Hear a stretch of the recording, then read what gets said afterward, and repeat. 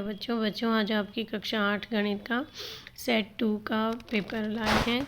तो ये sample paper है जो आपको मदद करेगा आपकी परीक्षा में। तो देखते हैं सैम्पल पेपर में जो पहले क्वेश्चन है। पैटर्न तो आप लोग जानते ही हैं, फिर भी मैं एक बार बता दूं कि आपसे 1 से 8 तक के क्वेश्चन जो है 1-1 मार्क्स के हैं।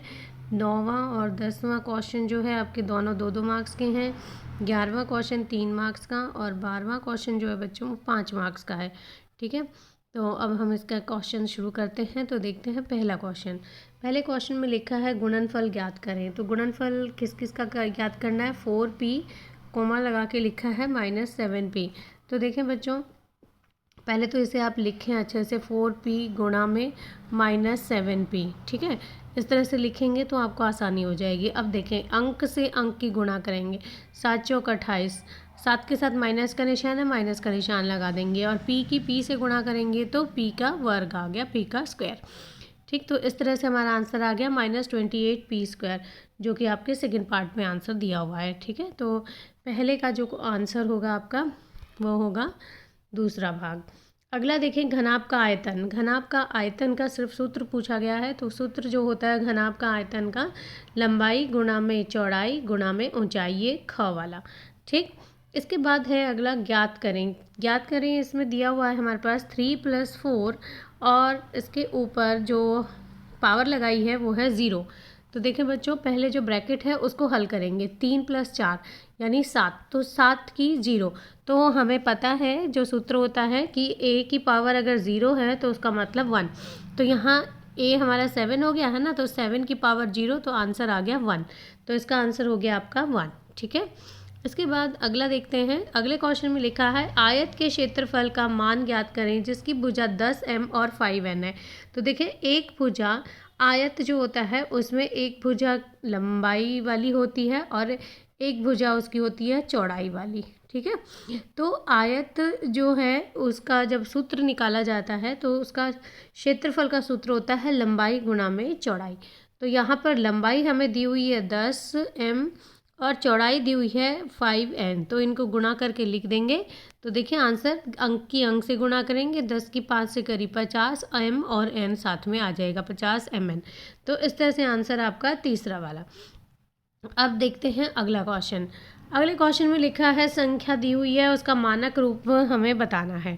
तो देखिए, मानक रूप जब किसी भी संख्या का दिखा रहे हैं तो ये जैसे 0 0 जो होती हैं इनको हमें गिनने में गलतियां भी हो सकती हैं, है ना। तो इसलिए उसको मानक रूप में 10 की पावर में दिखा दिया जाता है। तो यहाँ पर जो संख्या है देखें, दशमलव के बाद 0 0 है और लास्ट में संख्या है 837।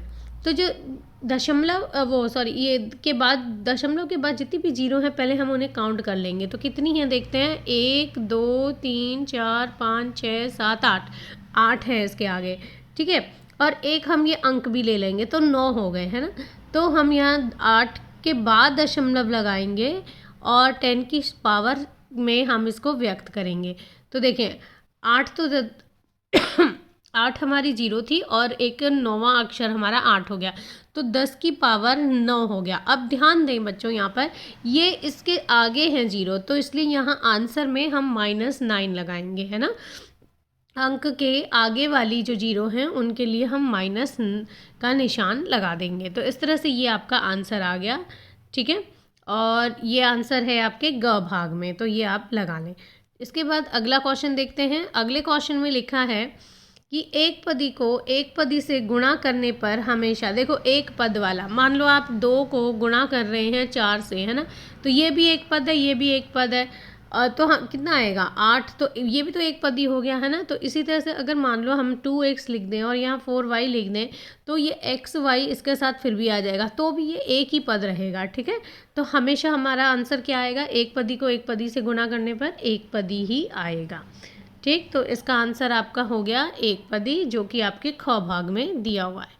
ठीक, तो यहाँ ये ख हो गया। इसके बाद देखिए मान ज्ञात करें, फिर से है मान ज्ञात करना है आपको।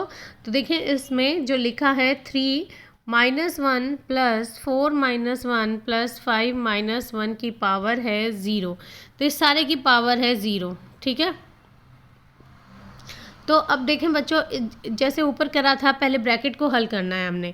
तो माइनस का निशान हटाएंगे तो ये हो गया 1/3 प्लस 1/4 प्लस 1/5, ठीक। और इन सब की पावर है 0।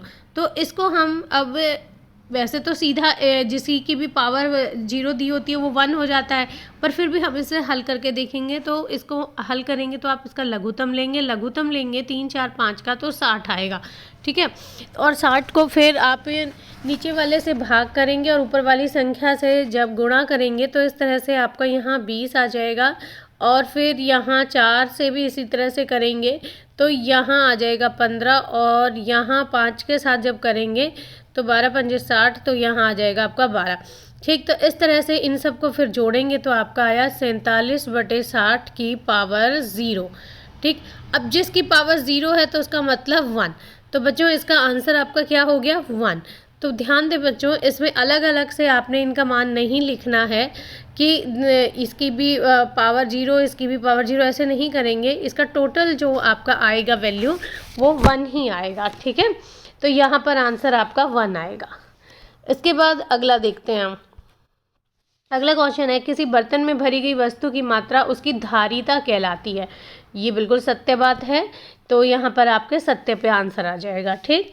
इसके बाद 9वां क्वेश्चन है, युग्म के प्रत्येक व्यंजक का गुणन करें। अब यहाँ व्यंजक जो दिया हुआ है हमें AB और A-B, इनका गुणन करना है हमने, है ना।